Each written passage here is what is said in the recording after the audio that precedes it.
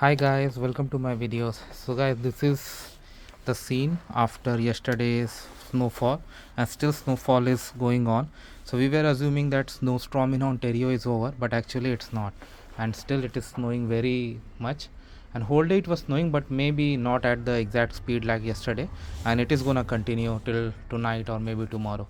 Now this has caused huge accumulation of snow, and I had to shovel some snow to make some way out, but it seems that's not enough and I need to do even more.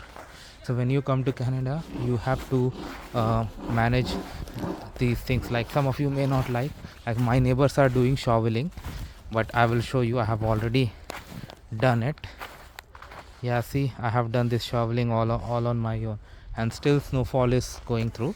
So I'm not doing it right now, but I will do only after it is uh, completed. Like, I'm only after it is gone. Anyway guys, thanks for watching this, and please subscribe to the channel.